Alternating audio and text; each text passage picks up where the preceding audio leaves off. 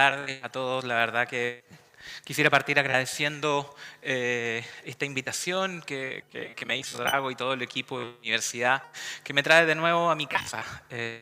Y quiero también agradecer a todos los que están presentes ahora, que la verdad ha sido una jornada muy fructífera y enriquecedora, pero naturalmente estamos un poco cansados probablemente, así que vamos a ver si esta presentación puede dejarnos con el espíritu alto y con muchas tareas por delante. La verdad es que hasta hace poco, como agradecidamente me presentaron, fui parte de esta universidad y hace poco más de 7 meses ingresé a la compañía Anglo American, que es una minera, y que efectivamente a mí me sorprendió por su compromiso con las comunidades prósperas. Básicamente la idea de Anglo American es que donde la minera esté, a todas las comunidades le vaya bien. Y eso ya es atractivo porque en el fondo, y como lo vamos a mirar, el lema de Anglo American es reimaginar la minería para mejorar la vida de las personas. Y en ese sentido tiene estrategias de sustentabilidad enfocada en educación, en medios de vida, en salud. Y ahí es donde me invitaron a ser parte de esa compañía y actualmente soy una especie de gerente técnico para Latinoamérica en materia de salud comunitaria. Y por otro lado, por supuesto, y eso habla muy bien de la industria actualmente, para evaluar el potencial impacto que genera una minera en las comunidades cercanas. ¿Sí? Y en estos 7 meses, la verdad que ha sido muy fructífero para mí sentido de conocer una realidad distinta. Yo vengo del mundo académico como la mayoría de los que está aquí en presente. Sin embargo, me doy cuenta lo distinto que es cuando se mira desde el área privada. Volví a reencontrarme con los CEFAM, con la gente que está ahí en terreno. Y es un trabajo tan entretenido que un día estamos hablando teóricamente de estrategias de sustentabilidad con distintos países en el mundo, online, y al otro día estar con el dirigente social, al otro día estar hablando con el PENS del CEFAM. Y eso me da una perspectiva que la verdad, con toda humildad, quiero compartir con ustedes. No creo que venga a dar una respuesta de nada. No obstante, hay algunas reflexiones que quisiera compartir con ustedes en cuanto a la presencia territorial, al aprendizaje y a la innovación. Y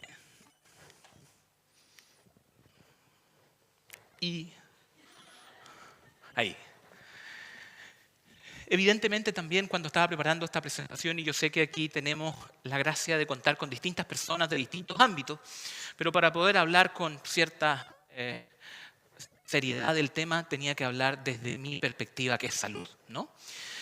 Y cuando hablamos de salud, quisiera que ustedes imaginen un CESFAM, un centro de salud familiar, en una comuna cualquiera de nuestro país, tal vez no cercana a una capital regional, sino una comuna con alto nivel de ruralidad, que comparte las necesidades y prioridades sanitarias de todo el país, las cardiovasculares, las respiratorias, el cáncer.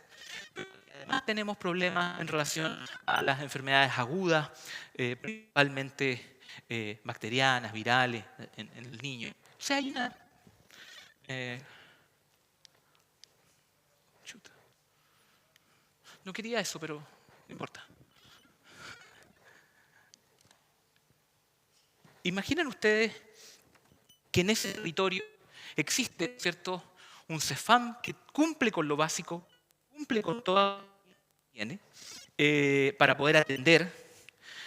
Pudiese existir también una empresa privada que desarrolle alguna iniciativa de salud social, comunitaria, pero que probablemente también con cierto grado de dependencia, que esa iniciativa depende de que esa empresa esté ahí y cuando esa empresa ya no esté, probablemente se corte esa prestación.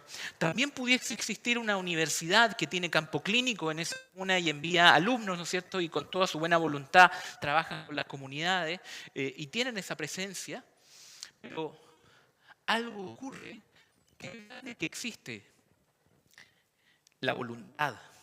Pudiesen existir recursos, no muchos, pero los básicos. Existe academia en el territorio. Algo ocurre que la salud finalmente no mejora.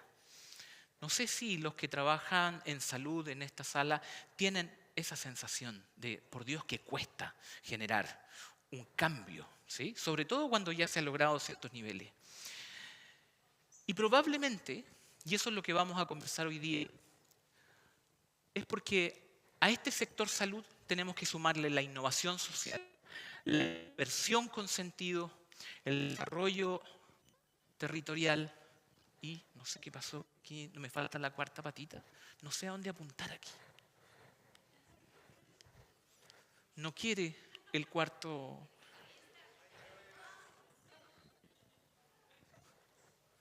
Ya.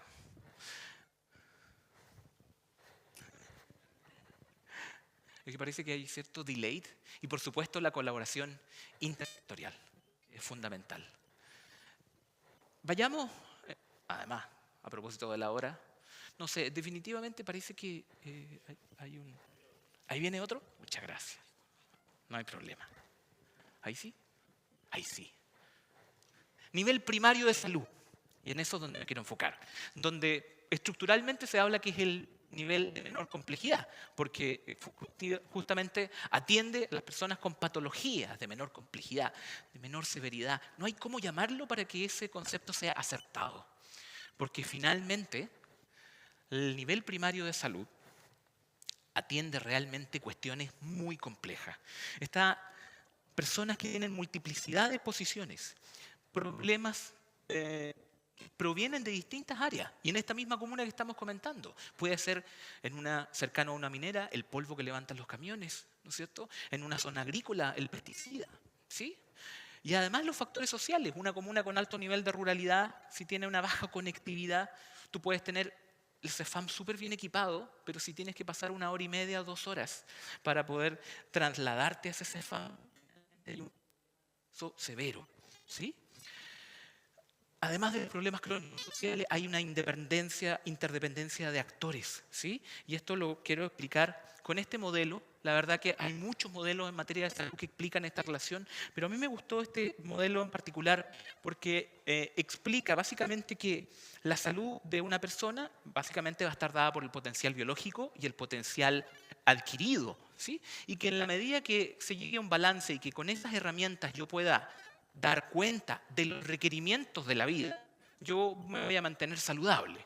Pero cuando ese equilibrio se rompe, efectivamente aparece la enfermedad. Y sobre eso están involucrados la sociedad y el medio ambiente. Y lo más relevante, porque aquí no estoy diciendo nada nuevo, sobre todo para los que trabajamos en salud, lo más relevante, parece que a veces se corta, había varios problemas técnicos, ¿no? Sí, cómo no.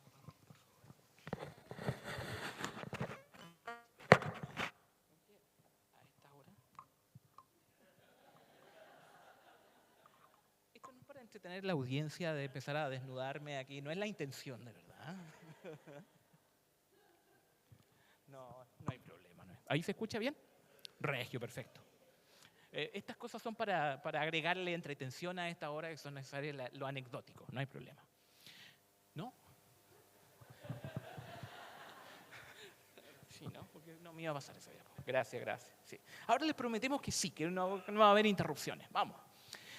Por lo tanto, lo que quiero decir con esto es que efectivamente en territorios complejos los problemas de salud son expresión de sistemas interconectados. No se puede pensar la salud de una persona no solamente desde la perspectiva de los determinantes sociales de la salud, que eso es algo que los que trabajamos en salud lo conocemos hace rato, sino que efectivamente entender que el problema no pasa por entender mejor el problema, sino comenzar a interconectarnos y, como dijo la doctora Brigitte, conexión con estos intersectores. La salud es el reflejo de cómo funciona un territorio y no solo de su sistema sanitario.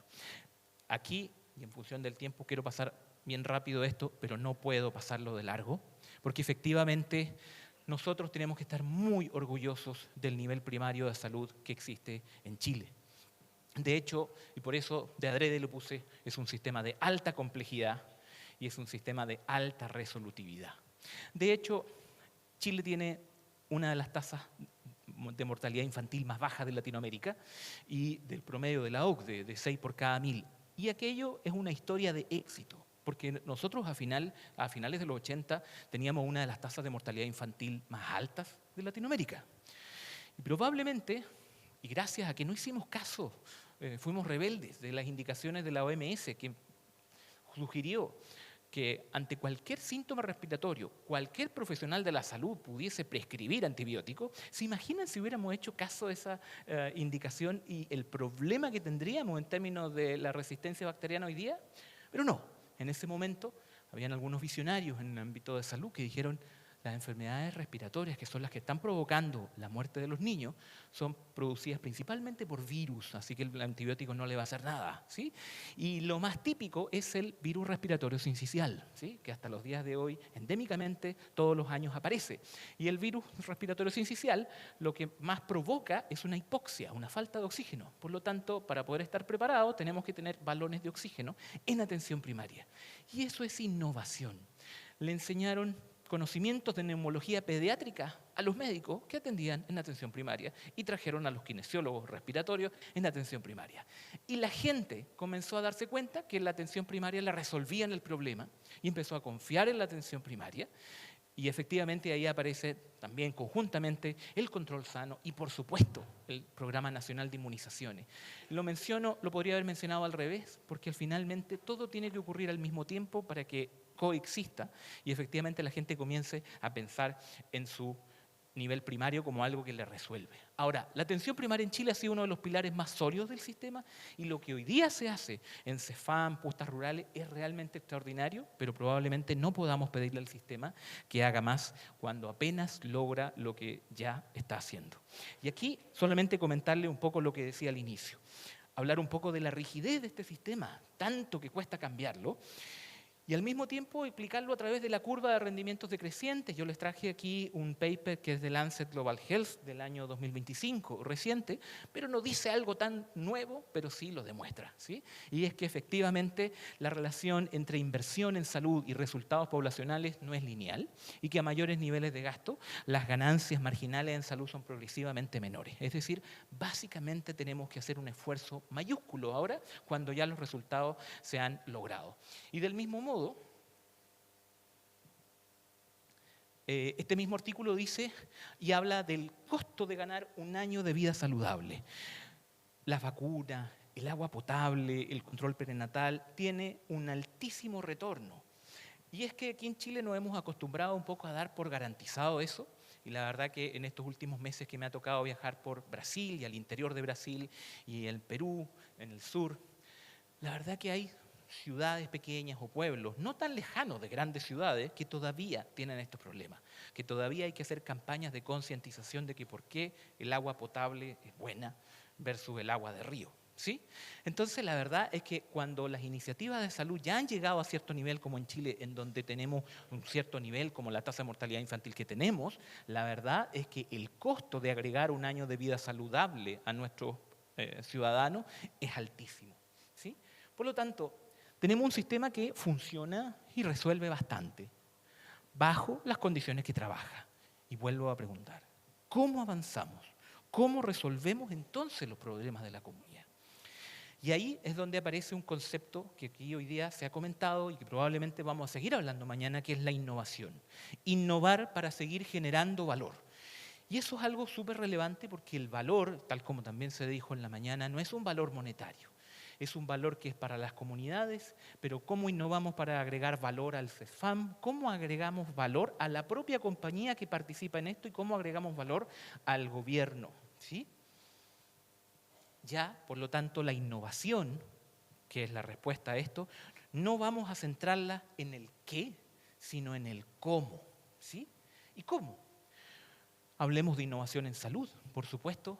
Pudiésemos pensar en nuevos modelos de atención, en modelos de atención que sean sostenibles en el tiempo, con territorialidad y, por supuesto, articulados. Y aquí yo puedo hablar con propiedad desde el mundo minero. Uno de los grandes pecados de la minería en el pasado ha sido financiar operativos de salud, que básicamente son bastante útiles para el momento y sobre todo para destrabar conflictos sociales, pero no tienen nada que ver con la sostenibilidad. Y lo que yo decía, generan una dependencia que es engañosa de desarrollar una prestación y luego irse del territorio.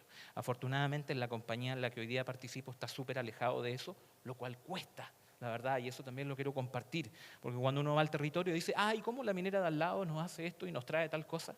Y cuesta convencerlos de que por qué no es tan bueno eso y que nosotros estamos ofreciendo algo de largo plazo. La innovación social, es decir, efectivamente tenemos que desarrollar nuevas relaciones, conexiones, coproducción. Y en el fondo, sí o sí, debemos integrar a la comunidad como parte del cuidado, en el más amplio espectro de la palabra, y no solamente esto de empoderar a la comunidad para que se cuide, sí, pero antes tenemos que hacerlo partícipes de las decisiones también, ¿sí? Innovación financiera, por supuesto. La empresa privada debiese financiar, pero dejar de financiar outputs y financiar outcomes. Es decir, si no podemos financiar cierta cantidad de talleres, cierta cantidad de atenciones de salud. Lo que la empresa privada debiese hacer, y es el mandato, vamos a financiar un cambio, una reducción de la enfermedad en tal área, ¿sí? Un cambio en la población que sea tangible. Y por supuesto, en este modelo de innovación entre públicos y privados, el riesgo es compartido y el beneficio es mutuo. Para cada uno de estos temas uno pudiese explayarse muchísimo y por supuesto hay otras personas mucho más expertas que yo, pero los traigo a colación justamente para entender que innovar no es solamente tecnología, sino que innovar, yo diría, en la gobernanza. Y aquí tenemos una patita que nos atañe a todos, la innovación académica. Tenemos que hacernos nuevas preguntas y sobre todo tenemos que hacer nuevos perfiles. Por Dios, qué frustrante es los que hemos estado participando en comisiones de innovación curricular, desarrollar durante años un nuevo currículum, un nuevo perfil, nos cuesta ponernos de acuerdo. Cuando ya sale a la luz, el perfil ya cambió, o nos dura 1 año, 2 años y nos cambia. Tenemos que modernizar ese sistema y, por supuesto, formar para la complejidad, para esta complejidad territorial de la que estamos hablando. La innovación en salud en territorios complejos ya no depende principalmente de nuevas tecnologías ni de más recursos, sino de la capacidad de articular actores, romper rigideces institucionales y construir inteligencia colectiva territorial. La colaboración público-privada, la verdad es que, como ya dije, no tenemos que verla como financiamiento, sino como un espacio de experimentación. Y ahí aparecen los pilotos que uno puede desarrollar en la comunidad, que tienen que ser lo suficientemente flexibles y, por supuesto, que nos permiten este aprendizaje iterativo de prueba y ajuste, ¿sí? Finalmente, la colaboración público-privada debe entenderse como la traducción y la comunicación entre dos mundos. Y cuando estaba preparando esta presentación me acordé de esta película, no sé si la vieron, se llama Arrival, La Llegada, que es muy interesante, muy entretenida, veanla, prometo que no voy a hacer tanto spoiler de esto. Pero básicamente la película es alienígenas y se estaciona una nave alienígena en la Tierra y la protagonista se enfrenta a esta realidad y se da cuenta que lo que están queriendo hacer los alienígenas es comunicarse y ella se esfuerza durante la película para entender este lenguaje. Y aquí la protagonista no negocia con los alienígenas, la protagonista no controla, por cierto, no financia, y aprende un lenguaje y fíjate, acepta la incomodidad de no entender, ¿sí? Suspende la lógica lineal y crea un espacio protegido para aprender y mejorar la interacción. Y lo traigo a colación porque probablemente, y lo digo desde la experiencia propia, así se siente un poco la experiencia de cambiar del rubro académico a lo privado y de interactuar desde lo privado con lo público. Es decir, la verdad que yo he tenido que abrazar la incomodidad de no entender y desde eso empezar a interactuar y desarrollar esta comunicación. Por lo tanto, la innovación sistémica es un acto colectivo, no es sectorial. Así que cuando hablamos de que queremos encontrar mejores resultados en salud, por ejemplo, y hay que innovar en salud, ok, pero la innovación no la partimos en salud, la partimos sectorialmente con todos los elementos que hemos estado conversando. Los sistemas no innovan solos, innovan cuando aprenden a conectarse, ¿sí? Y ahí el desafío para la academia es claro. La academia todavía tiene esta posición privilegiada de ser ciertamente neutral, de traer y levantar conocimiento a las comunidades, y en la mayoría de los casos las comunidades reciben siempre bien a una universidad. La universidad, por lo tanto, tiene la llave para conectar tanto lo público como la empresa privada y las comunidades, con una formación con mirada territorial. Qué importante es que nuestros estudiantes, y los videos que hemos visto hoy día así lo demuestran, vayan al territorio y conozcan el contexto. Acompañar procesos reales de innovación como los que hemos visto hoy día y coproducir conocimiento, ¿sí? Coproducir. Acá no es levantar el conocimiento únicamente desde aquí, sino facilitar que esto ocurra, ¿sí? Y acá quisiera ir ya en materia derecha hacia el cierre. Falta todavía, pero ya estamos en el tercer acto, digamos. Tiene que ver justamente con algo que yo les quiero proponer, digamos, desde el punto de vista teórico, y es que me he fijado que antes de llegar a la innovación debiésemos tener al menos esta presencia territorial, que es estar, que es acompañar, que es trabajar en contextos reales, y que a partir de eso el paso directo no es innovar, sino que el paso directo es este aprendizaje compartido en que esta formación que nos da el terreno nos ayuda a entender el contexto y experimentamos los límites del sistema. Ya que es importante salir al terreno y darse cuenta de los límites, ¿no? Porque a veces desde el escritorio, allá a uno le ha pasado, esto funciona fantástico y tu plan falla en el primer paso porque habían límites que tú no habías vislumbrado. Y luego que tú entiendes todo eso, puede ocurrir una innovación relevante con cambios sostenibles y que probablemente van a involucrar la gobernanza. Y por eso que es tan complejo, porque uno piensa en innovar en algo pequeño, cuando en realidad lo que hay que innovar es sistémicamente la gobernanza de eso, los modelos de acción y las relaciones intersectoriales. En este periplo quisiera mostrar un poco distintas fases de este camino o pathway hacia la innovación. Aquí si bien yo partí en la compañía Anglo American hace 7 meses, como les comenté, tuve la oportunidad de hacer una consultoría de salud para Anglo American Chile en el 2022 y 2023, y en ese contexto hicimos hartas actividades de vinculación con el medio, con distintos estudiantes en ese momento de enfermería de la Universidad Andrés Bello, que iban al territorio, hicimos talleres de salud, enseñamos mucha gente. Ellos, los alumnos, enseñaron RCP, hicimos formación de monitores, etc. Lo que estoy seguro que la gran mayoría de este auditorio ha hecho con sus propios alumnos, los que están aquí en materia de salud. Eso es territorialidad, ¿sí? Pero también alcanzamos a tener un segundo paso que tenía que ver con un proyecto de fortalecimiento de postas rurales, y es que nos dimos cuenta, estando en el territorio, que en esta comuna rural donde estábamos trabajando, los técnicos de enfermería de nivel superior eran la primera línea, básicamente. Habían postas médicos rurales en donde el médico iba por una cantidad de horas, pero el TENS era el que atendía, digamos, el boliche, perdón la expresión chilensis, ¿sí? Y resulta que los TENS son de las personas que tienen menos acceso a capacitación dentro del sistema. Y por lo tanto, lo que se decidió es financiar una especie de diplomado en ese momento con la Universidad de Chile, academia, ¿no es cierto?, Departamento de Atención Primaria, para capacitar a estos TENS, y en el marco de esa capacitación ellos tenían que desarrollar proyectos para su propio CEFAM y su comunidad, y que después la empresa privada financiaría. Y esa fue la fase 2. La verdad que se hicieron muchos proyectos muy bonitos, y traigo solamente a colación 2, uno de electrocardiogramas para las postas rurales, porque efectivamente había una falta de acceso, había una demora, ¿no es cierto?, y una que limitaba el manejo cardiovascular, y eso generaba derivaciones tardías. Y con un equipamiento sencillo y capacitación al personal logramos cerrar esa brecha. Y por otra parte también un trabajo muy bonito en relación a salud mental y deterioro cognitivo. Estaban los profesionales, estaba el programa de salud mental, sin embargo no tenían un espacio para que los pacientes pudiesen comentar sus problemas, ¿sí? Entonces ahí tocó hacer la infraestructura y las condiciones para poder lograrlo. Pero, y aquí hago una mini pausa y prometo que estoy viendo los tiempos. En ese proceso de desarrollo hay un vecino dentro de Anglo American que nos ha ganado el terreno, que es educación. A lo mejor algunos de ustedes conocen el modelo pionero de Anglo American, y que es justamente un modelo que partió bastante similar a lo que estoy comentando. Partió desde el aburrimiento de los niños y de los adolescentes en los colegios, había falta de motivación, y por lo tanto surgió la idea de financiar proyectos que los propios estudiantes pudiesen realizar en sus horas extras, como un programa extra programático, extracurricular.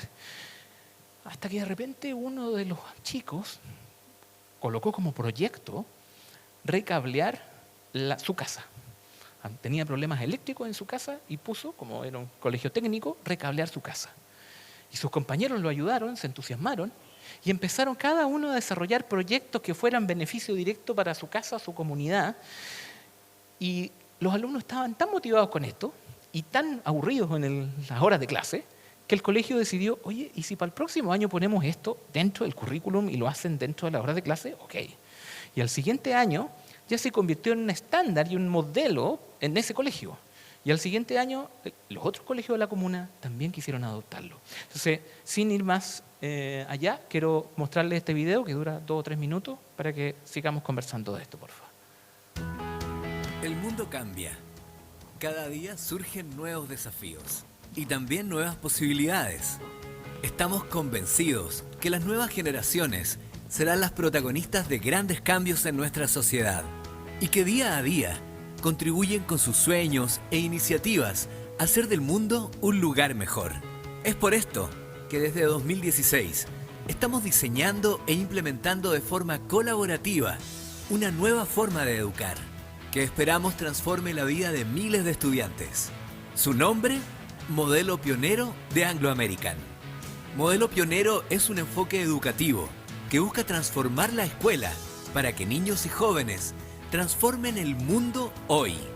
Necesitamos reimaginar la escuela para que los estudiantes puedan echar a volar su imaginación y creen nuevas realidades.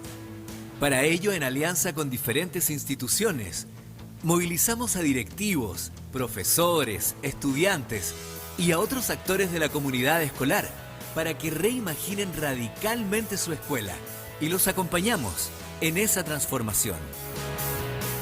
Modelo Pionero impulsa cambios sistémicos en la educación inicial, básica y media. En la enseñanza media queremos que los liceos se transformen en centros de innovación que aborden fenómenos de sus territorios y del mundo y desarrollen proyectos que contribuyan con soluciones reales a mejorar la vida de las personas. Impulsamos estos cambios a partir de 4 dimensiones que, articuladas entre sí, generan profundas transformaciones en los liceos. Aprendizaje activo, pasando de una forma tradicional de enseñanza a una forma de aprendizaje interdisciplinario y colaborativo, en la que los estudiantes aprenden a través de la reflexión, la investigación y el desarrollo de proyectos que abordan fenómenos que se conectan con sus intereses y con los desafíos del mundo de hoy. Alternancia interactiva. Queremos abrir las fronteras de la escuela para que los jóvenes conozcan realidades diversas, se conecten con las problemáticas de su comunidad y lideren transformaciones reales en su entorno. Apropiación tecnológica. Para que los jóvenes, más que solo usuarios u operadores de maquinarias y equipos técnicos, sean personas capaces de crear proyectos tecnológicos asombrosos que transformen el presente y les abran las puertas hacia el futuro. Proyecto de vida, para que los jóvenes fortalezcan sus habilidades socioemocionales, ampliando sus intereses y desarrollando sus talentos, apoyándolos en la definición de un proyecto que dé dirección a sus vidas. Buscamos que estas 4 dimensiones permeen la totalidad del establecimiento para que se convierta en un centro de innovación que transforme su territorio. Para ello, impulsamos cambios profundos en la organización escolar y en las metodologías, como también en sus espacios físicos.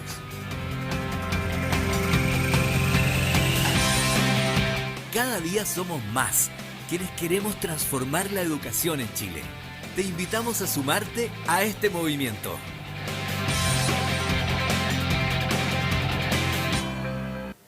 Modelo Pionero partió en esos colegios.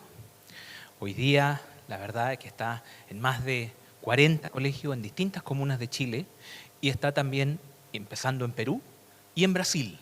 Si ustedes se fijan, lo más importante de Modelo Pionero es el cambio de gobernanza. Se han hecho nuevos colegios, se cambiaron cómo son la estructura de las salas de clase. Hay muchísimas empresas que hoy día son parte de Modelo Pionero. Y con todo esto, después de 10 años hay un aumento de matrícula en un 30%, hay una mejora en la asistencia en un 5% en una era donde en los colegios públicos la verdad que la asistencia está decayendo muchísimo, y un incremento en un 18% en el ingreso a la educación superior. Entonces, la pregunta es, ¿por qué no podemos hacer un modelo pionero en salud? ¿Sí? ¿Por qué no podemos reimaginar efectivamente los centros de salud y empezar a pensar distinto? No lo podemos hacer si es que lo pensamos desde nuestro propio sector. Lo vamos a empezar a hacer en la medida que vayamos juntando gobernanza. La innovación relevante ocurre en la gobernanza, no en la prestación. El rol del privado más valioso es habilitar ese aprendizaje y no financiar brechas. El territorio es la unidad mínima real de transformación y no escala copiando, sino que escala adaptando. Innovar no es solo cambiar modelos, es reimaginar cómo queremos avanzar juntos como sociedad. Y como decía, el eslogan de Anglo American es reimaginar la minería para mejorar la vida de las personas. Entonces, para cerrar esta presentación, yo los quiero invitar también a reimaginar la academia como un espacio de aprendizaje en el territorio, a reimaginar la educación como un motor de trayectorias de vidas más justas, a reimaginar la salud como un sistema que genera bienestar y no solo atención, reimaginar la empresa privada como parte de soluciones colectivas a desafíos complejos y, finalmente, reimaginar el Estado como garante de cohesión social, seguridad y un futuro compartido. Eso es. Muchas gracias.